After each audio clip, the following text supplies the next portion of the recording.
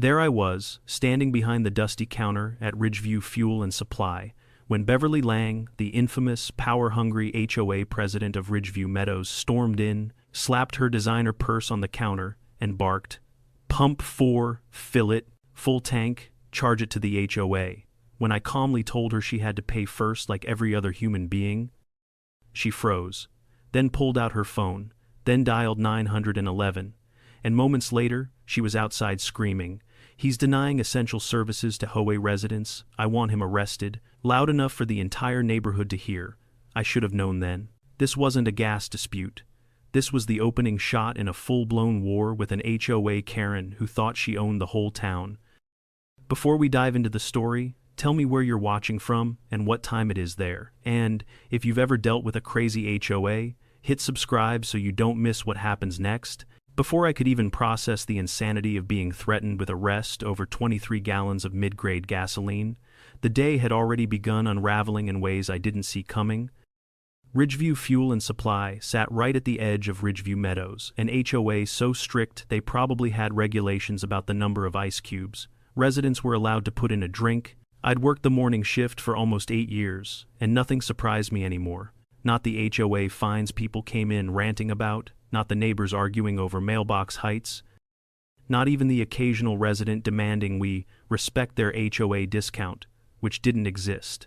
But Beverly Lang, she was a different species, not dangerous, not violent, just entitled in a way that made the air feel heavier when she walked in. She was the type who believed rules were suggestions and consequences were for other people.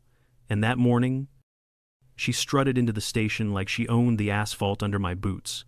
Before Beverly arrived, the day had been painfully normal. My coworker and unofficial best friend, Tessa, was behind the coffee counter, attempting to revive a pot of burnt beans by adding yet another scoop. Her solution to everything? She wore her Ridgeview Fuel apron, like a warrior's armor, and she had the rare gift of turning every customer interaction into comedic commentary, whispered under her breath. "Mark," she said, leaning out from behind the racks of sugary snacks, "I can smell HOA trouble in the wind." "You're imagining things," I muttered, stalking the gum display. Tessa raised an eyebrow. "The last time I felt this vibe, Mrs. Hartley tried to return a hot dog because it looked at her funny. "I'm telling you, Thursdays attract chaos." She wasn't wrong. Thursdays at Ridgeview Fuel had a strange magnetism for the eccentric, the disgruntled, and the plain confused, and right on cue, an engine roared outside, loud, uneven, coughing like it was dying, and then a battered silver SUV skidded sideways across 2 disabled parking spots. Tessa peeked through the window. "Ooh," she mused. "I give it 10 seconds before someone screams." The driver's door flew open so violently it bounced back. Out stepped Beverly Lang, HOA royalty, in a floral blouse, massive sunglasses, and that trademark expression that said the world inconvenienced her by existing. She marched toward the store like an eagle descending on prey. "Here we go," Tessa whispered dramatically. Beverly didn't even bother with greetings. She slammed her purse on the counter like she was making a legal declaration. "Pump 4, she barked. "Fill it. HOA account." I gave her the same smile I give toddlers trying to buy beer. "We don't have an HOA account. Payment first, ma'am." Her head snapped back like she'd been slapped by the concept of common sense. "Excuse me, I'm the president of Ridgeview Meadows." "That's nice," I replied. "But you still have to pay before I turn the pump on?" Tessa let out a snort so loud she disguised it as a sneeze. Beverly's jaw tightened. Then, like a switch flipping, she whipped out her phone and thrust it toward my face. "This," she announced, "is discrimination. Mrs. Butler, a regular buying her morning scratch-offs, muttered. "Honey, the only thing he's discriminating against is stupidity." But Beverly didn't hear a thing she was already narrating, a fake injustice for her camera, framing herself as the oppressed victim of a ruthless gas station dictator. Then came the moment when she stepped outside, dialed 911, and declared in her best dramatic voice that she was being denied essential services by a hostile non-HOA business.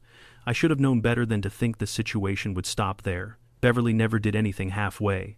"Think she's done?" I asked. Tessa shook her head. "Oh no, Mark, this is just her warm-up lap."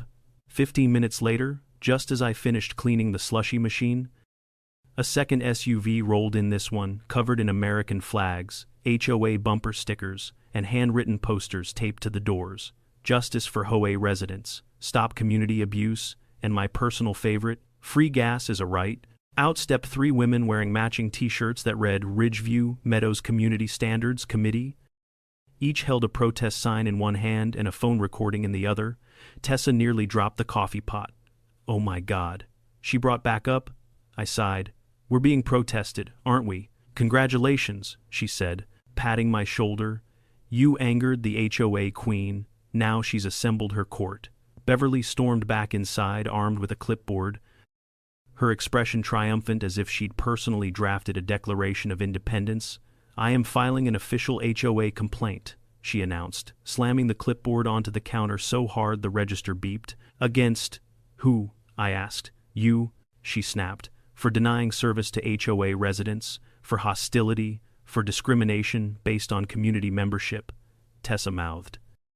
Community membership? I took a breath. Ma'am, you refuse to pay. That's it. No discrimination, no conspiracy, just payment. Outside, the HOA crew waved their signs like we'd committed a federal crime. Cars slowed down to stare. Someone across the street took out lawn chairs. This small town loved a spectacle. Then Beverly raised her phone and declared loudly, I will not be silenced. This business is a danger to Ridgeview Meadows. At that exact moment, Sheriff Cole Warren pulled into the lot. The man had the calm energy of someone who had dealt with too many HOA arguments in his lifetime. He stepped out, tipped his hat toward us, and muttered, Thursday again, huh? You have no idea, I replied. Cole listened patiently while Beverly acted out her version of reality. She pointed wildly, stomped her foot, and at one point mimed being handcuffed by an invisible assailant. When she finally finished, breathing hard, Cole simply asked, Did you pay for your gas? Her chin lifted defiantly. No. But HOA residents shouldn't have to. Cole blinked once, twice, then he said, Ma'am, this is a private business. You can't demand free gas. And you absolutely cannot call 911 for not getting it. He issued her a citation for misuse of emergency services while she sputtered and shrieked. The HOA ladies gasped like a soap opera twist had just hit. And still, I could see in Beverly's eyes that she wasn't done. Not even close. As she drove away in a fury, Tessa leaned against the counter and whispered, Mark, prepare yourself. That woman is at home right now planning Act 2. I wanted to believe she was wrong. I wanted to think Beverly would stop after getting humiliated by law enforcement. I wanted to pretend the worst was over, but deep down, I felt a knot forming in my stomach, the kind that comes before a tornado hits. Because if there's one thing more dangerous than an HOA Karen, it's an HOA Karen who thinks she's been publicly challenged, and I had just lit the fuse. The next morning, I pulled into the parking lot with the same sinking feeling a soldier probably gets when he knows he's returning to the battlefield he barely survived yesterday. Ridgeview Fuel and Supply looked exactly the same faded sign, same crooked ice freezer, same dent in pump 3, but the air felt different, charged. Like the calm before the HOA storm, I hadn't even stepped out of my truck when I noticed something taped to the front door. A piece of poster board, written in aggressive red glitter marker, hanging crookedly, as if whoever put it up was too angry to measure straight. It read, Boycott Ridgeview Fuel. Justice for HO residents. The glitter sparkled in the morning sun, taunting me. Only Beverly would wage war with arts and crafts supplies. Inside, Tessa was sipping her third coffee of the day, which meant she'd been here long enough to witness the chaos. She looked at me the way a medic looks at someone who doesn't yet realize they've been shot. Before you ask, she said, holding up a hand. No. That sign was not there when I opened. Someone snuck up at dawn with a glue stick and righteous fury. I groaned. Please tell me Beverly went home, slept it off, and realized the world doesn't owe her gasoline. Tessa slid her phone across the counter. Brace yourself. On the screen was a Facebook live stream labeled, On Location at the Scene of the Crime. The crime was apparently me. Across the street, right at the entrance to Ridgeview Meadows, stood Beverly and 4 HOA diehards holding signs, waving them at passing cars. One woman had a megaphone and was dramatically chanting something that sounded like, No more gas shame. Another clutched a Bible to her chest, as if protecting herself from demonic fuel attendants. "They've been at it since sunrise," Tessa said, deadpan. One tried to throw a bag of dog poop at the door. She missed and hit her own windshield. For a second I laughed, hard. Because honestly, this was too ridiculous. But the humor evaporated quickly. There were already dozens of shares, comments, and angry face reactions under the live stream. Most people were laughing at Beverly, but a handful were egging her on. I suddenly felt the weight of it all pressing down on my shoulders. This wasn't just a quirky HOA fight anymore. This was public, this was loud, and this was getting bigger. 20 minutes into the shift, the first concerned resident wandered in. She wore yoga pants, a Ridgeview Meadows visor, and an expression like she'd smelled something rotten. She pretended to browse the windshield wiper section while filming me from behind a shelf of motor oil. "Hi there," I said. She flinched like I'd hissed at her. "Oh, I'm just checking the, viscosity." She waved a random bottle. "Is the fascist working today?" I stared at her. I have absolutely no idea what that means. She slipped out the door faster than a spooked deer. A man in a tie-dye shirt came next. He strolled up to the counter with a bag of chips and leaned in conspiratorially. "Hey, man," he whispered. "How do you feel about free enterprise?" He wiggled his eyebrows like he expected me to confess to running a black market gas cartel. "I feel," I said, "that you have to pay for your chips." He nodded dramatically, as if I'd said something deeply philosophical, then wandered off without buying anything. By 10 a.m., the store felt less like a business and more like an aquarium with tourists tapping the glass. Every customer recorded something. Some wanted a fight, some wanted proof I wasn't the monster, Beverly claimed, and some just wanted to be part of the drama. I tried to stay calm, but my patience was thinning fast. That was when two men in cheap suits walked through the door. They marched up to the counter with chests puffed out, badges swinging on lanyards that looked like they'd been printed on a home computer. "We're with the Community Consumer Protection Agency," the taller one said. "No, you're not," Tessa muttered under her breath. "We're here," the shorter one continued, "to investigate allegations of systemic harassment, refusal of service to HOA residents, and potential violations of community economic fairness." Tessa leaned on the counter, blinking slowly. "Economic fairness. It's very serious," the tall one said. "We need to see your service policies, cashier training documents, and community compliance forms." I folded my arms. "Let me guess, Beverly sent you?" Their eyes darted away, which was answer enough. That was when Tessa struck. With the same calm authority one might use while reading sacred scripture, she reached under the register and produced a wrinkled sheet of paper. "According to corporate policy," she said, handing the paper over, "all official complaints must be accompanied by a ceremonial duck dance." Both men froze. "A what? A duck dance?" she repeated seriously. "You know, quacking, flapping arms, waddling in a circle. Otherwise, the complaint can't be processed." I bit my cheek so hard not to laugh that I nearly tasted blood. Tessa demonstrated enthusiastically, arms flapping, feet stomping, quacking like she was auditioning for a cartoon. Mrs. Butler, observing from the lottery counter, laughed so hard she dropped her soda. The two investigators stared at each other, mortified. Then they muttered something about checking with their supervisor and scrambled out the door like raccoons fleeing a flashlight. For one glorious moment, the store was quiet again. But peace never lasts around Ridgeview Meadows.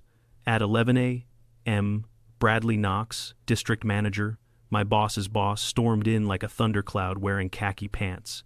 His face was as red as the gas pumps outside. He slapped a stack of printed emails onto the counter. "What the hell is going on, Mark?" he barked.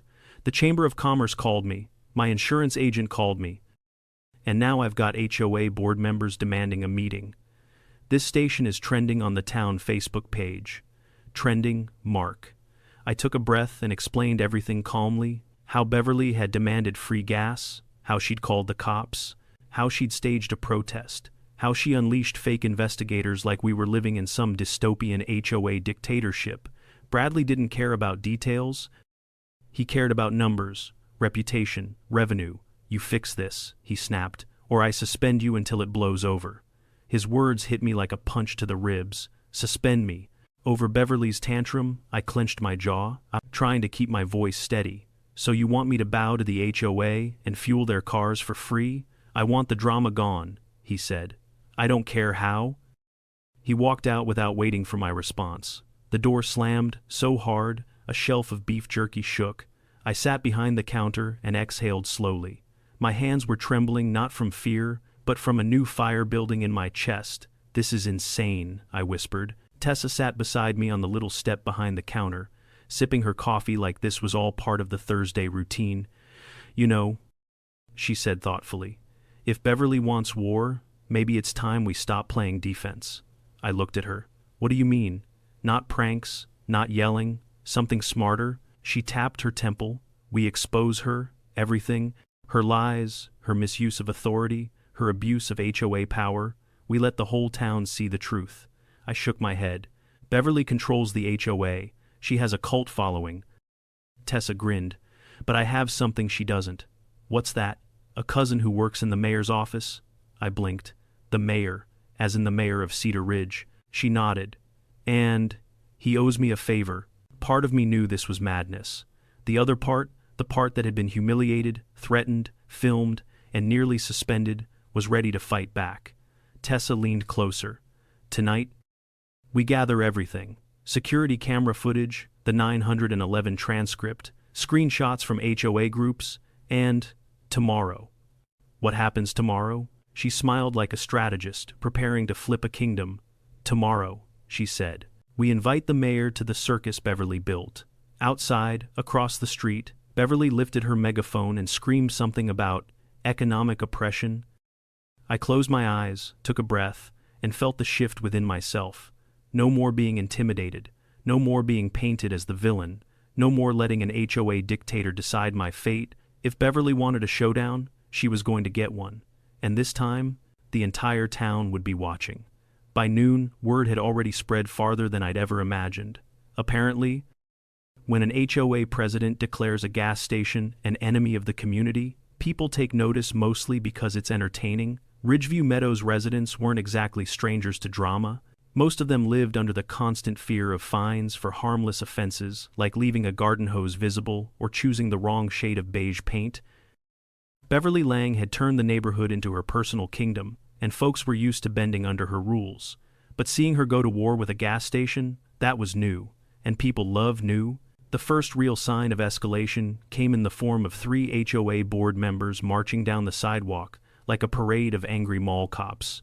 They carried clipboards, wore matching Ridgeview Meadows polo shirts, and strutted around as if they had jurisdiction over the entire county. Tessa spotted them from inside the store and whispered, "Here comes the HOA Enforcement Task Force. God help us all." They didn't enter the store immediately. Instead, they formed a semicircle outside the front door and began taking photos. Photos of the pumps, photos of the trash cans, photos of the security cameras, photos of me, through the glass, as if capturing images of a dangerous wild animal. Tessa waved joyfully at them. They didn't wave back. Finally, one of them, a man with an unfortunate mustache that looked like it had been drawn on with a marker, stepped inside. He held out a clipboard like it was evidence in a crime investigation. "Sir," he announced, "we are filing a community standards violation." I blinked. "Against who?" "Against you," he said triumphantly, "for refusing service to residents of Ridgeview Meadows." I stared at him. "Sir, this isn't an HOA property. You cannot file." He thrust a pen toward me. "Sign here to acknowledge the violation." I pushed the clipboard gently back toward him. Respectfully, no. The man looked personally offended that I didn't crumble in fear of Beverly's kingdom. His mustache twitched. "This will be escalated," he threatened. Tessa leaned over the counter. "Sweetie," she said kindly, "you're wearing Skechers and a polo shirt, not a badge. Please go away before you sprain something." He gasped and stormed out, shouting at the other board members. They huddled like a football team planning the next disastrous play. But Beverly wasn't done. She arrived minutes later, flanked by 2 SUVs and at least a dozen HOA supporters waving new signs. These weren't handwritten anymore. No glitter, no poster board. These were professionally printed, glossy, bold, dramatic fonts. "Stop business discrimination. Restore HOA rights. End hostile service practices," Tessa whispered. She made posters. "Mark, She had posters printed, "This woman is a menace with a credit card." And Beverly herself, she carried a megaphone the size of a toddler. She climbed onto the curb as if ascending a stage and began speaking to a crowd that had grown from curious bystanders to full-fledged spectators. "This business," she declared, pointing directly at our store, "has engaged in targeted harassment against our HOA community. They refused our right to service. They denied our essential needs, and today, we stand united. Pay for your gas," a man across the street shouted. The crowd laughed. Beverly glared at him. "We stand united," she continued, "against oppression." Oppression. A strong word. Usually used for actual injustices, Beverly was applying it to gasoline. I wiped a hand down my face. Soon, cars began slowing down just to witness the spectacle. Some drivers honked supportively, not necessarily for Beverly, but because people love honking. Someone set up a lawn chair. A teenager live-streamed while eating a bag of chips like it was a movie. The dramatic music practically wrote itself. Inside the store, Tessa had her phone out, texting rapidly. "What are you doing?" I asked. "Operation Expose Beverly," she said. "I'm inviting the mayor." "You actually did that?" "Oh yeah," she said. "I told him there was a civil rights protest happening at the gas station," he said. "On my way." I froze. "You told him what?" Tessa shrugged. "Relax. He knows what this town is like. He probably assumed it involved Beverly anyway." The wave of chaos continued. More HOA supporters arrived. More cameras appeared. Someone brought a cooler of snacks, turning the protest into a tailgate party. One HOA lady handed out pamphlets titled, "Protect Our Community from Hostile Businesses." I flipped one open. Inside, there were bullet points accusing us of gas pump discrimination, emotional harassment, unfair fuel practices, cultural insensitivity toward HOA residents. "What does that even mean?" I asked aloud. Tessa peeked over my shoulder. "It means Beverly owns a thesaurus." The situation escalated further when another car arrived, this one, a shiny black sedan with tinted windows. For a moment, the entire crowd went silent. Even Beverly lowered her megaphone. The car door opened, and out stepped Sheriff Cole. In full uniform, sunglasses on, arms crossed, he walked over slowly, as if he were approaching a gathering of raccoons who might bolt at any sudden movement. The HOA supporters murmured, "Is he here to arrest the gas guy? I bet if Beverly insists, he has to." No. "He's here to protect HOA rights," Tessa whispered. "He's here because I texted him too." I stared at her. "You what?" "Look, I invited everyone important. If Beverly wants an audience, she's getting one." Cole didn't say anything at first. He looked over the crowd. He looked at the signs. He looked at Beverly. Then he sighed so loudly the whole neighborhood heard it.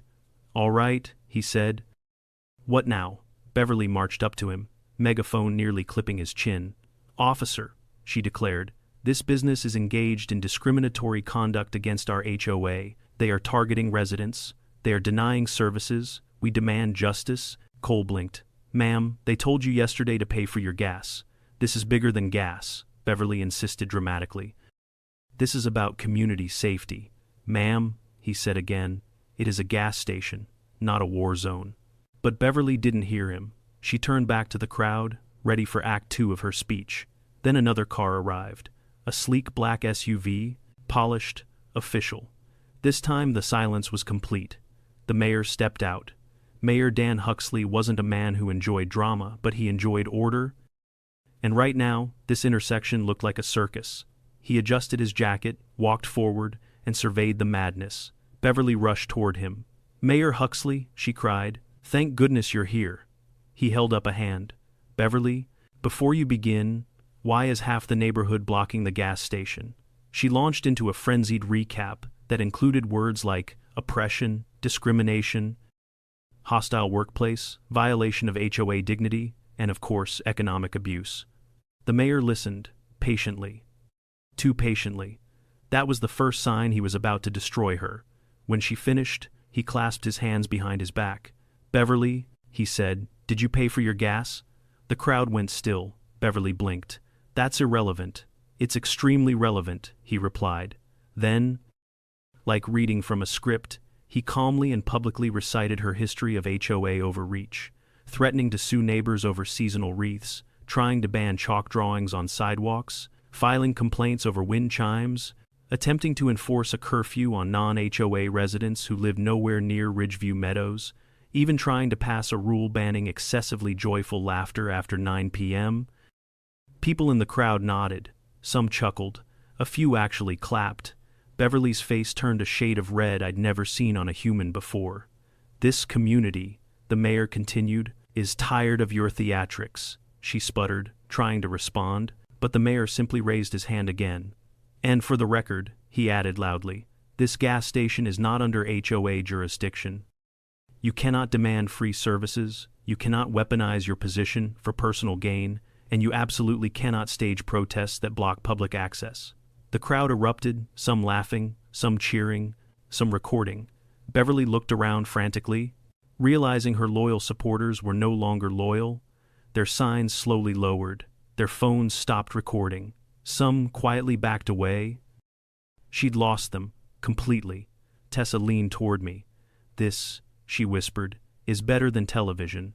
And for the first time in days, I felt the pressure lift. The war wasn't over yet, but the tide had officially turned. Sheriff Cole stood there with his arms crossed, letting the noise of the crowd settle. The mayor's last words were still echoing across the lot when the decibel level of the HOA protest dipped into an uneasy silence. It was the kind of silence that comes right after someone drops a microphone or a bomb. Beverly's supporters looked uncertain, glancing between her and the mayor like children realizing their favorite teacher might not actually know what she's doing. A few people quietly folded their glossy protest signs under their arms. One woman wearing a Ridgeview Meadows Unity shirt mouthed something like, "Oh my God," before backing away toward her car. But Beverly wasn't someone who surrendered. She clenched her clipboard so tightly her knuckles turned white. "This is a misunderstanding," she said sharply. "The mayor has been misinformed. I will not allow this business to endanger our HOA community." The mayor rubbed his temples as if he suddenly remembered he had more important things to do, like literally anything else. "Beverly," he said with a tired sigh, "please don't make this worse." But she was already marching back toward the crowd. Megaphone raised, "Everyone stay strong," she shouted. "We have rights, and I will not be bullied by." That was when a man in a lawn chair yelled, "Lady, go home." The crowd laughed. It wasn't cruel laughter, not yet, but it was enough. Enough to crack her confidence, enough to rattle her. The shift in energy was immediate and obvious. A few HOA board members stepped back, someone lowered their phone. A couple of kids sitting on bikes whispered to each other and pointed at her with wide, amused eyes. It wasn't a protest anymore. It was a spectacle. Inside the store, Tessa whispered, "Okay, that's the beginning of the end. Watch this." She was right. The mayor turned to Sheriff Cole. "Do we need to clear this area?" Cole nodded. "We do. They're blocking access to a business and impeding traffic. Plus, I'm not dealing with another Facebook riot." He walked toward the crowd with the calm confidence of someone who had eaten worse problems for breakfast. "All right, folks," he announced. "You've had your say, but this isn't an HOA meeting. This is a public lot. You're not allowed to obstruct customers or harass employees." He paused deliberately. "And no," he added, "free gas is not a constitutional right." That earned more laughter. Beverly pushed forward again, voice trembling in frustration. "Sheriff, you're supposed to be neutral." "I am," Cole replied evenly. "That's why I'm enforcing the law, not HOA fantasies." Her jaw worked like she was chewing invisible gum. She opened her mouth to speak again, but before she could, someone approached Cole, one of the HOA board members. A soft-spoken older man named Henry who looked like he hadn't had a good night's sleep in years. "Sheriff," Henry said nervously, I think Beverly may be acting outside the board's approval." That sentence hit Beverly harder than anything I'd ever seen. "Henry," she snapped, "you will not embarrass the HOA like this." He stepped back, startled. "But you never called a vote." "I don't need a vote," she screamed. The mayor raised a brow. "Yes, Beverly, actually, you do." The tension snapped like a rubber band. Several other HOA members suddenly found their voices. "We didn't agree to any of this," a woman admitted. "She told us the gas station committed a hate crime," another whispered. "I thought there was a safety issue," someone added. "She said there was an explosion," the crowd murmured. Tessa elbowed me lightly. She said, "What?" Even Sheriff Cole couldn't help but let out a disbelieving scoff. Beverly, there was no explosion. She dug her nails into her clipboard. I was making a point. A false point, the mayor clarified. One that caused panic, disrupted traffic, wasted law enforcement time, and created a disturbance. Beverly's eyes darted wildly. She was unraveling. No, she hissed. No, this is not how this ends. You don't get to embarrass me. I am the HOA president. I represent this community. That was when Henry stepped forward again, this time with surprising courage. No, he said firmly. You represent yourself, you act without us, you misuse funds, you start fights with businesses, you fine people for having the wrong colored bird feeder. She fined me, someone in the crowd shouted, for drying towels on my own porch. She fined me, another added, for leaving my garage door open for 14 minutes. The murmurs rose into open complaints. The momentum was shifting fast. Beverly was losing control of her own army. She tried to climb onto a nearby bench to regain height and authority, but it only made her look more unstable. Listen to me, she screamed, but nobody did. Phones were out, people were recording, laughing, whispering, watching her meltdown unfold like a season finale of HOA Housewives, and then the moment Tessa had been waiting for, Cole calmly said, Beverly Lang, based on your misuse of emergency services yesterday and your continued obstruction today, I'm issuing you a second citation. The crowd gasped. Beverly nearly toppled off the bench. You can't, she stammered. This is political retaliation. No, Cole corrected. This is consequences. As he wrote the citation, Beverly's breathing grew erratic. She looked around desperately for support, any support, but all she saw were faces avoiding her eyes. Her clipboard slipped from her hands and clattered onto the pavement.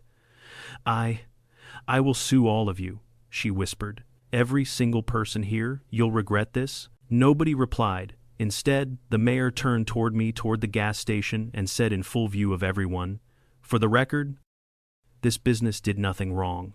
They followed the law. They treated a customer like they treat everyone else. And Beverly's behavior is unacceptable. When he said it out loud, publicly, it felt like a boulder lifting off my chest. For the first time since this nightmare began, I felt vindicated. Tessa pumped her fist in the air behind the counter. Yes, the mayor is our new mascot. But the finale wasn't over yet. As Cole handed Beverly the citation, Henry cleared his throat and spoke loud enough for the crowd to hear. I hereby call for a vote of no confidence in our HOA president. Several people gasped. Effective immediately, Henry continued. We should schedule an emergency HOA meeting to remove Beverly from her position. The crowd erupted not in chaos, but in agreement, applause, cheers, a few relieved groans. Beverly's face contorted into something between fury and disbelief. You can't do this, she shrieked. I am the HOA. No, Henry said gently. You were. And with that, Beverly truly ran to her SUV, slammed the door, and sped away. Her tires screeching dramatically as a protest sign fluttered off her hood like a defeated flag. Everyone watched her disappear down the road. Then, slowly, the crowd dissolved. People folded their chairs, packed their coolers, deleted the angry posts they'd made overnight. Some even apologized to me personally before leaving. The chaos evaporated as quickly as it had arrived. Inside, Tessa leaned against the counter and exhaled. Wow, she said. That was beautiful. I nodded slowly. I think we just witnessed a political coup. And it was free, she added cheerfully. Not even pay-per-view. I laughed, really laughed for the first time since Beverly walked into my store demanding free gas. The worst seemed over, or so I thought. The parking lot slowly returned to normal after Beverly's dramatic retreat, but the emotional whiplash still rattled through my chest. One moment, I was bracing for an HOA-led civil war. The next, the mayor himself had publicly declared my innocence while the entire neighborhood turned on their own president. It felt surreal, like watching a building collapse in slow motion, except the building was Beverly's ego. Tessa wandered outside to pull down the crooked glitter sign still taped to our window. She held it up, amused. Should we frame this? I feel like it's historic. Burn it, I muttered, rubbing my eyes. Or sell it online. Someone out there collects HOA memorabilia. But the truth was, despite the relief, exhaustion hit me hard. The adrenaline drained from my body all at once, leaving behind the fatigue of someone who just fought off a bear using nothing but customer service and sarcasm. I was still trying to catch my breath when a white sedan rolled into the lot. I recognized the car before I recognized the woman getting out of it, Mrs. Helens, a sweet elderly resident of Ridgeview Meadows who came in every week for scratch-off tickets and diet soda. She'd always been polite, always tipped her head kindly whenever she spoke to me. Today, she had flowers. She shuffled toward me with a small bouquet wrapped in plastic. "Dear," she said gently, "I want to apologize for all of that." "All of what?" I asked. Even though I knew exactly what she meant, she waved her hand vaguely in the direction of the neighborhood. The circus, the hysteria, the Beverly of it all. I stifled a laugh. Even she was calling it that. I didn't participate. She continued. But I watched from my window, and I saw how you handled yourself. You were patient. You were calm. You didn't treat anyone badly. That woman, she paused, has been a thorn in this community for years. I'm glad someone finally stood up to her. She pressed the flowers into my hands. "For you," she said, "and for that nice girl who works with you, I hope things calm down now."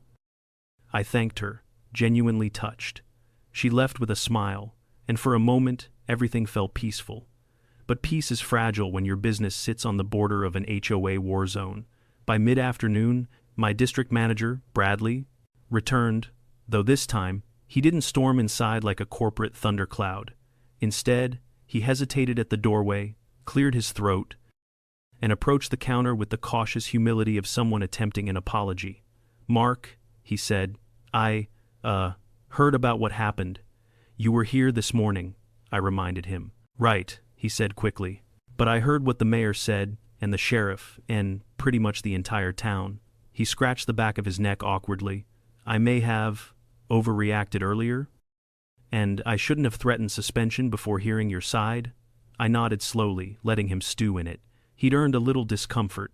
As a gesture of goodwill, he continued, sliding an envelope onto the counter, "The company wants to offer you a bonus for maintaining professionalism during a public incident. And, because corporate saw the live stream," I blinked. "Corporate saw the live stream. Oh yeah," he sighed. "It's trending on the local subreddit too." I didn't know whether to laugh or cry. Before he left, Bradley added, "Good job, Mark, really. Not everyone could have handled that mess." It wasn't the warmest apology ever, but in Bradley speak, it was practically a sonnet. Tessa elbowed me as soon as he walked out. "Look at you," she whispered. "Hero of the working class, champion of the gas pumps, slayer of HOA tyrants." "Shut up," I said, though I couldn't stop smiling. We thought that would be the end of the chaos, a resolution, a satisfying conclusion, a roll of credits. But of course, life never wraps itself neatly. Around 4 p.m., a group of Ridgeview Meadows residents entered the store, not with anger, or cameras, or signs, but with relief. They thanked me. They apologized for Beverly. They bought snacks. It seemed like the whole neighborhood had collectively exhaled. Until the last resident stepped inside. He was tall, thin, and wore a suit that was too formal for a gas station visit. His shoes were polished, his hair slicked back. He introduced himself with a sharp handshake. "I'm Richard Lawson," he said, "the interim president of the Ridgeview Meadows HOA." My heart stopped. "Interim what now, president?" he repeated. "Beverly was removed during an emergency board meeting this afternoon," Tessa gasped. "They actually voted her out," he nodded. "We've been needing to do it for a long time. Your incident was simply the final straw." He reached into his briefcase and pulled out a letter, professional, embossed, official-looking. "We drafted this apology on behalf of the entire HOA. We also want to assure you that no resident should ever expect special treatment, free services, or anything outside the bounds of normal business practice." I took the letter slowly, still stunned. "And," he added, lowering his voice, "we will be conducting a full audit of Beverly's actions, including her misuse of HOA funds. There may be consequences." "Oh, there will be," Tessa muttered. Richard offered one last handshake before leaving. "Thank you for your patience, Mr. Dawson, and your integrity." After he left, Tessa leaned on the counter like she was melting. "I can't believe it," she said breathlessly. You dethroned an HOA Karen? You're like a medieval knight? A legend? The Beverly Slayer? Tessa? I groaned. No, seriously, I feel like we need t-shirts. Despite her teasing, a quiet sense of pride grew in my chest, not because I wanted to be a hero, not because I wanted attention, but because I had stood my ground when it mattered, even though it would have been easier to cave. And it was finally over. Or so we believed. We closed the shop at 8 and stepped outside into the cool evening air. The sunset cast long shadows across the parking lot, and for the first time in 2 days, I felt peace, not the fragile kind, but the real kind. The kind that fills your lungs and settles your mind. Tessa locked the door behind us. You did good, Mark. We did good. I corrected. She smiled. Okay, but I'm taking credit for the duck dance thing. We stood there for a moment, sipping sodas, staring at the quiet road. Then, from far down the street, a pair of headlights appeared. A lone SUV, slow, creeping. My entire body stiffened. No, I whispered. Not her. Please, not her. The SUV rolled closer, and the familiar silhouette behind the wheel became clear. It was Beverly. Her face was pale, her hair disheveled, her eyes wild, not with anger this time, but with something hollow. She didn't stop, she didn't honk, she didn't shout, she simply drove past us at a crawl, staring straight ahead. For the first time, she looked small, human, broken. The SUV disappeared into the night. Tessa exhaled. Well, that's haunting. I nodded silently. The war had ended, Beverly had lost her crown, but the aftermath, the echoes of her downfall would linger in Ridgeview Meadows for a long time, maybe forever. The next morning, the world felt different, not calmer, exactly, but emptied out, like the air after a thunderstorm, still heavy, still charged, but quiet in a way that didn't feel natural. I drove toward Ridgeview Fuel and Supply, half expecting to see police tape, or protest signs littering the ground, or a giant HOA banner demanding justice. Instead, the lot was peaceful, too peaceful. Tessa arrived a few minutes later, coffee in hand, hair still half-tamed from sleep. She looked around cautiously, as if expecting Beverly to leap out from behind a pump like a suburban goblin. "It's quiet," she whispered. "Yeah," I said. "And I don't trust it," she snorted. "You've been traumatized by a 2-year-old woman with a megaphone? That's understandable." We unlocked the store and stepped inside. Everything looked normal, mercifully normal. But when I turned on the register, a notification popped up, one I didn't want to see, 67 new messages on our business voicemail. "Oh no," Tessa murmured. "We're still famous." I decided to ignore the messages until I had at least one cup of coffee in my system. But peace didn't last long. At 9:17 a.m., just as I took my first sip, a black truck pulled into the lot. A man climbed out, broad-shouldered, wearing sunglasses, and carrying a clipboard. Tessa stiffened. "Please tell me that's not another HOA inspector." He entered with a calm confidence. Unlike the jittery fake investigators Beverly had sent, he approached the counter. "Morning," he said. "I'm Todd Maddox, County Code Enforcement." My stomach dropped. "Oh, can I help you?" "We received several complaints filed yesterday regarding your business," he said, flipping through his clipboard. "Allegations of unsafe practices, structural negligence, and non-compliance with community ordinances." Tessa groaned loudly. "Beverly, it's Beverly again. The ghost of HOA past has risen." Todd gave a sympathetic nod. "I figured half the town has already called to warn us she was on a rampage, but I still have to check the reports." "Go ahead," I said, resigned. He walked the store, inspected the pumps, checked the fire extinguishers, glanced over our posted permits, and looked slightly confused when he opened the supply closet and found nothing but paper towels and a lonely mop. After 30 minutes, he returned to the counter. "Well," he said, clearing his throat, "I'm happy to report that this is the most compliant gas station I've inspected in 2 years." I blinked. "Seriously?" "Oh yeah," he chuckled. "I've had stations where the fire suppression system was held together with duct tape. You guys are practically textbook perfect." Relief washed through me. Todd leaned in, lowering his voice. "Between you and me, Mark, we're used to Beverly. We get at least one false complaint a month. She once tried to report a swing set as an unlicensed structure. That tracks." Tessa mumbled. I'll close the case, Todd said. No violations, no fines, and if she files anything else, I'll redirect it straight to the HOA board. He gave a friendly wave and left. The moment the door closed, Tessa burst into laughter. The woman has officially lost her teeth. She can't even weaponize code enforcement anymore.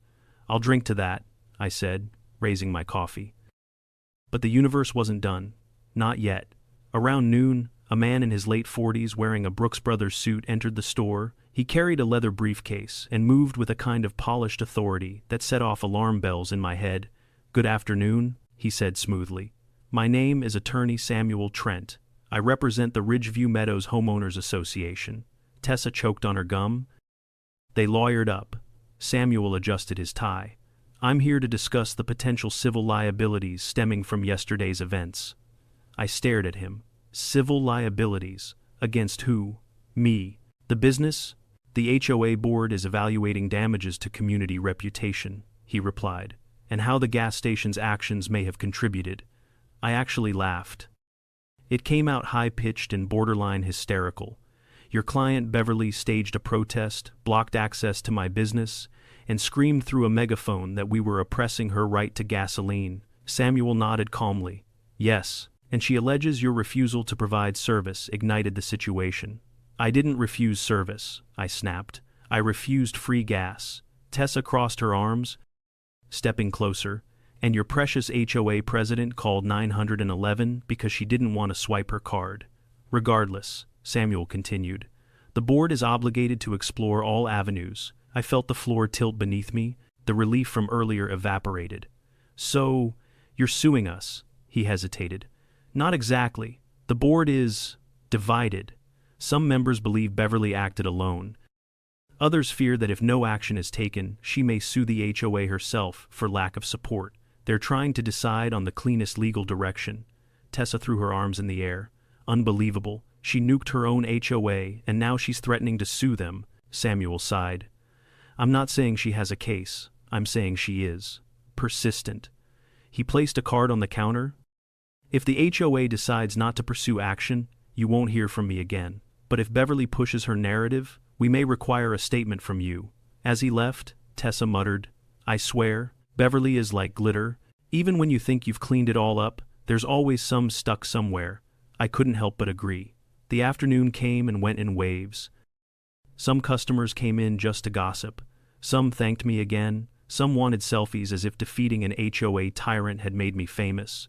Word spread fast that Beverly had been officially removed as HOA president, and the town was already making memes. Tessa showed me her favorite, Beverly's face photoshopped onto a gas pump with the text, "Insert drama to begin." I thought that might be the last of it.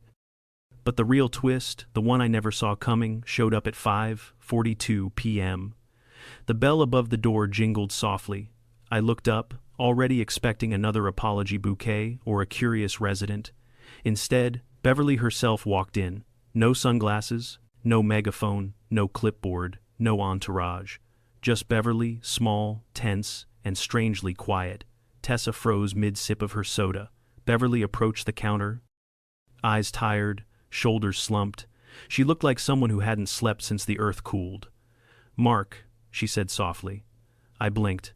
Hi." She swallowed hard. "I didn't come to fight." Tessa raised an eyebrow. That would be a first, but Beverly ignored her. Her voice was shaky. "I came to apologize." Time stopped. The soda machine hummed in the background. A fly buzzed against the window. Somewhere outside, a car honked. But inside the store, the world held its breath. "I lost my position today," she continued. "My reputation, my standing, everything I built in that community." Tessa mumbled, "Built or terrorized."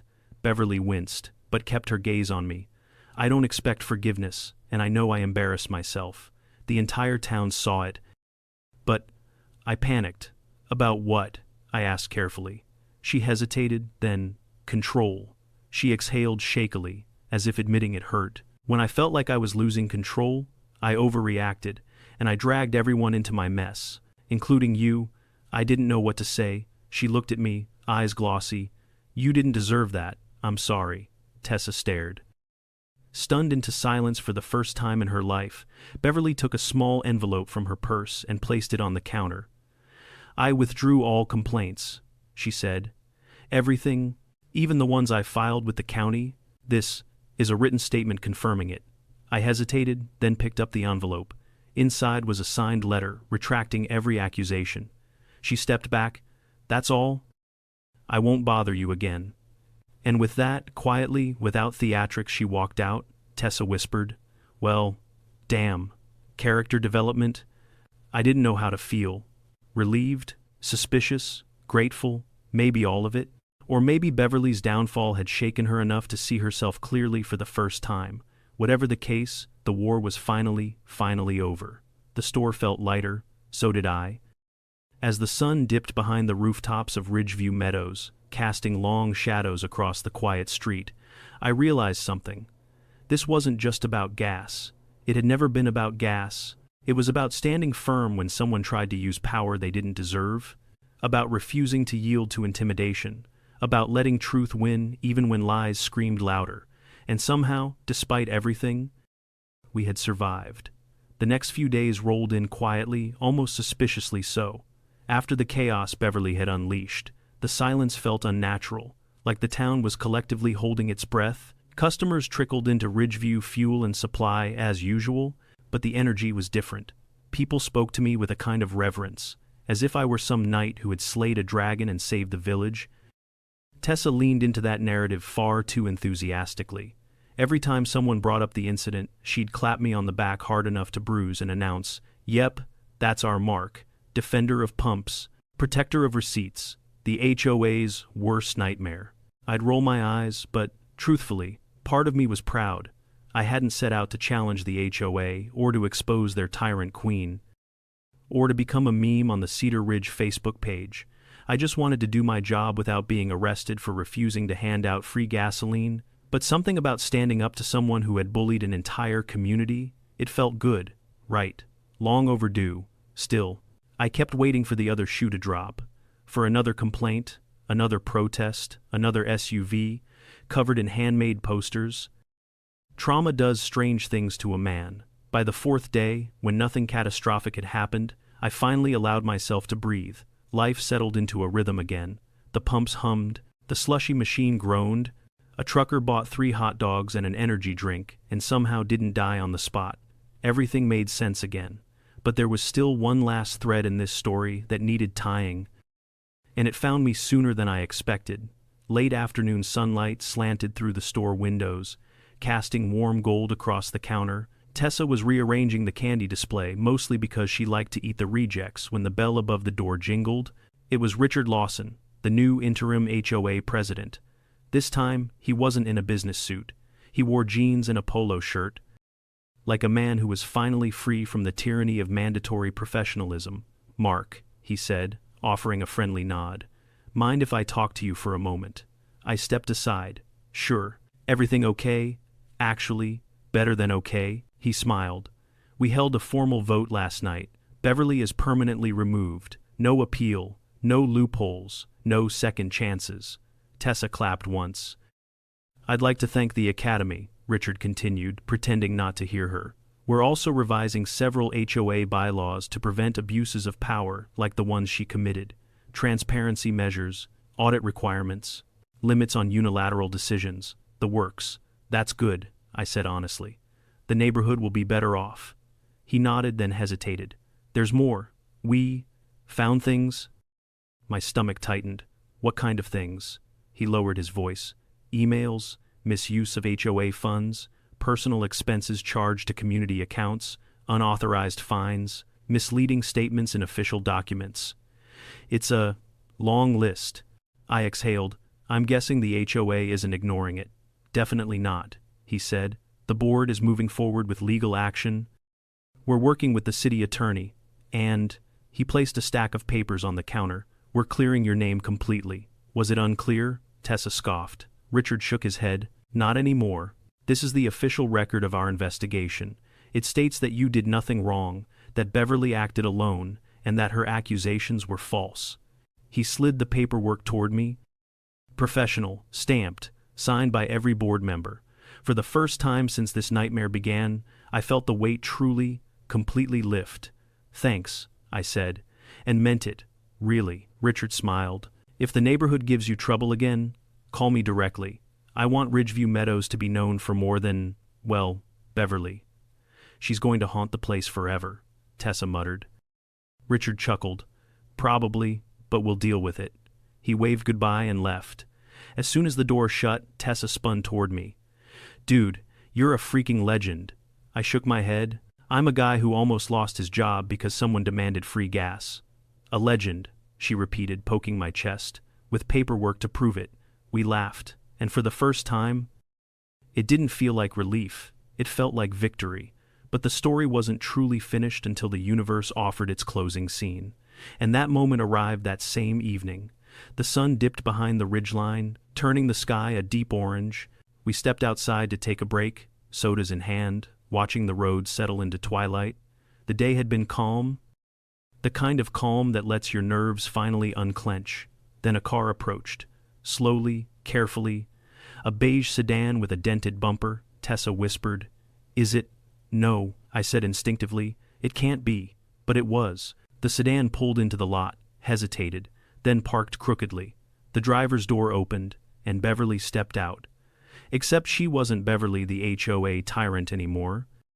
No sunglasses, no clipboard, no airs, no armor. She wore a plain sweater and jeans. She moved slowly, as if each step was a negotiation with gravity. Her face wasn't furious.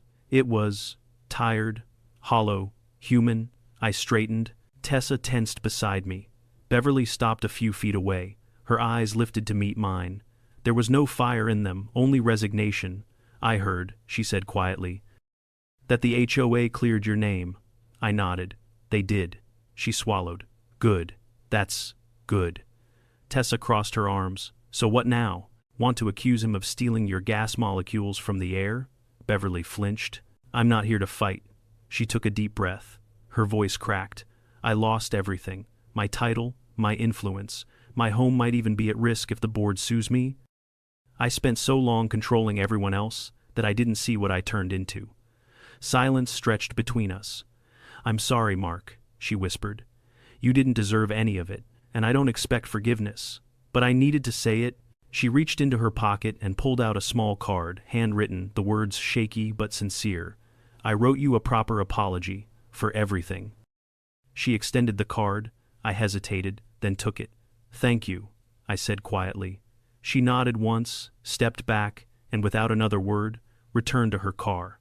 The engine sputtered, the headlights cut through the dimming light, and she drove away steadier this time. No theatrics, no screeching tires, just a quiet exit from a story that had spun wildly out of control. When the car disappeared over the ridge, Tessa let out a low breath. "Well," she said, "that's one hell of a character arc. She's still responsible for what she did," I murmured. "But maybe she's finally facing it." "Yeah," Tessa agreed. "Better late than never." We stood there for a moment, watching fireflies gather near the fence line. The world felt calm again, genuinely calm. And as I looked at Ridgeview Meadows in the distance, its neatly trimmed hedges glowing in the sunset, I realized something powerful. Sometimes you don't choose your battles. Sometimes they show up in your doorway demanding free gas. But how you stand your ground, that's what defines you. And in this strange, surreal war with an HOA, Karen, for once, the little guy won. Some battles in life don't arrive with warning signs. They show up disguised as an angry customer, a petty rule, or a person convinced the world owes them everything. But what this whole ordeal taught me is simple. You don't have to match someone's chaos to protect your peace. You don't have to bend just because someone shouts louder. Standing firm, calm, steady, and honest can turn the entire tide, even when you feel outnumbered. In the end, truth has a way of rising.